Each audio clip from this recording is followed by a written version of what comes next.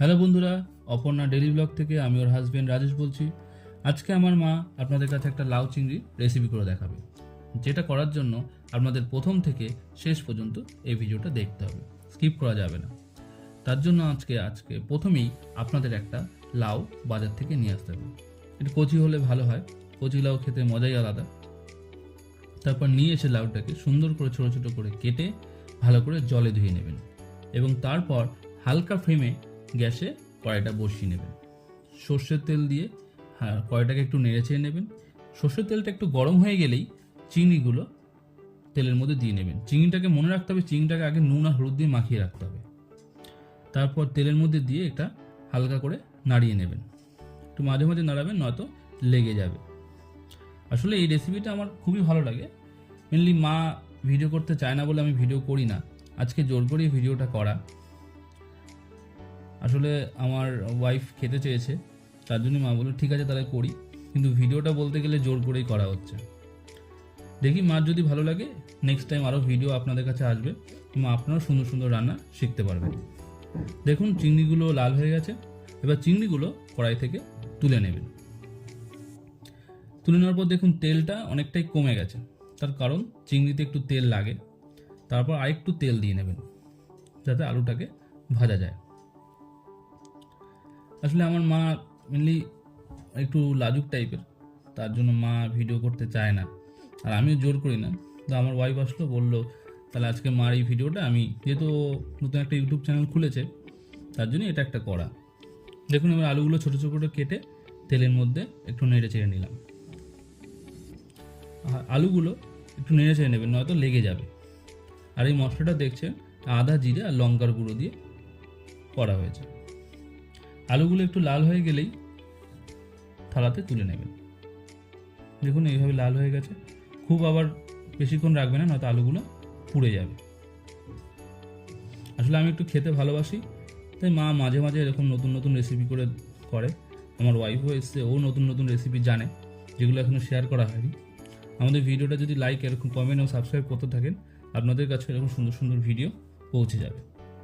তারপর দারচিনি, লবঙ্গ, এলাচ দিয়ে একটু তেলে নাড়িয়ে নেবেন এবং কালো জিরে 1 চামচ কালো জিরে, আর যেটা বলেছিলাম আপনাদের কাছে যেই মশলাটা, সেটা দিয়ে নেবেন, দিয়ে ভালো করে নাড়িয়ে নেবেন এবং 2 চামচ হলুদ ও 2 চামচ নুন দিয়ে আবার ভালো করে নাড়িয়ে নেবেন।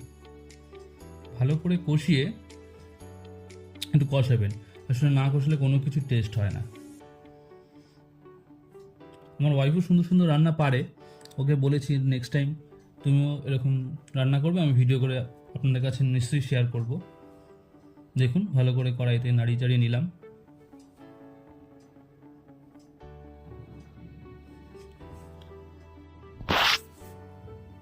তারপর যেই লাউটা কাটা হয়েছিল সেই লাউগুলো কড়াইয়ের মধ্যে ভালো করে দিয়ে নেড়ে চেড়ে নেবেন।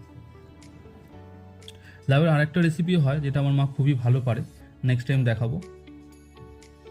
মানে ওটা আমার ঠাকুমার কাছ থেকে আমার মা শিখেছে, আগে কখনো আমার ওয়াইফ খাইনি, মা বলেছে ওকেও খাওয়াবো এটা, সেটাও আশা করি আমি ভিডিও করে আপনাদের কাছে শেয়ার করব। লাউগুলো ভালো করে দিয়ে কড়াইতে ভালো করে নেড়ে নেবেন। আসলে আমি রান্না খুব একটা কিছু জানি না, আমি ভিডিও দেখেছি, দেখে আপনাদের কাছে যেরকমভাবে বলেছে সেরকমভাবেই শেয়ার করেছি। আপনারা এইভাবে করবেন।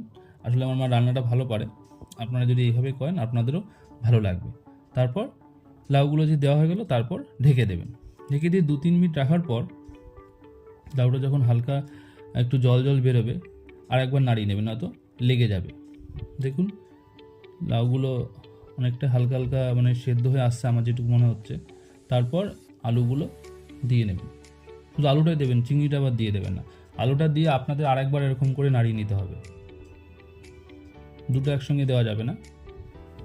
দিয়ে একটু নাড়িয়ে নিয়ে আবার ঢেকে রাখবেন। আসলে লাউয়ে তো একটু জল ওঠে, সেটা জলে জলেই আলুটা সেদ্ধ হয়ে যাবে। তারপর আবার ঢেকে দেবেন, দেখবেন আলুটা একটু সেদ্ধ হয়ে গেলেই চিংড়ি মাছগুলো যেগুলো ভেজে রেখেছিলেন সেটা আবার এই লাউয়ের মধ্যে দিয়ে নেবেন। দেখুন লাউতে কি সুন্দর জল উঠেছে এবং আলুগুলো এতেই অনেকটাই সেদ্ধ হয়ে গেছে। এরপর চিংড়ি মাছগুলো দিয়ে দেবেন। দেখুন চিংড়ি মাছগুলো সুন্দরভাবে দিয়ে দেওয়া হলো। চিংড়ি মাছগুলো দিয়ে আবার এদিক ওদিক একটু নেড়ে চেড়ে নেবেন। চিংড়িটা একটু ভালো করে নেড়ে চেড়ে নেবেন। চিংড়িটাকে নেড়ে চেড়ে নেবেন যাতে চিংড়িগুলো পুরো লাউয়ের সাথে মিশিয়ে যায়। দেখুন সুন্দর করে নেড়ে চেড়ে নেওয়া হচ্ছে, এবং তারপর আবার কাঁচের এটা দিয়ে ঢেকে দেবেন। আপনারা যে নুন হলুদ যেটা বলেছি সেটা আপনারা আপনার স্বাদের মতো দিতে পারেন, চিনিও দিতে পারেন, কেউ কেউ মনে করলে একটু ঘিও দিতে পারেন, কিন্তু সেখানে আমরা ঘিটা দিইনি, যেহেতু ঘিটা খুব একটা আমাদের ভালো লাগে না, তার জন্য। দেখুন চিংড়িটা লাউ চিংড়িটা প্রায় হয়েই এসেছে বলতে গেলে। আপনারা কিন্তু এটা করবেন আর কমেন্টে জানাবেন কেমন হয়েছে, তাহলে কিন্তু আমাদের ইন্টারেস্ট হবে, আরও আপনাদের কাছে এরকম সুন্দর সুন্দর ভিডিও আনতে পারবো। দেখুন হয়ে গেছে বলতে গেলে। তো চিংড়িটাকে একটা বাটিতে তুলে নেবে, গ্যাসটা অফ করে। আমার তো দেখেই জিভ থেকে জল চলে আসছে। আশা করি খেয়েও ভালো লাগবে, আপনারাও এইভাবে রান্না করবেন। দেখুন আমাদের রেসিপি কমপ্লিট, লাউ চিংড়ি কমপ্লিট। কি সুন্দর লাগছে তাই না? খেতেও আশা করি আপনাদেরও ভালো লাগবে, আর আমার তো ভালোই লেগেছে। ওকে বন্ধুরা, টাটা।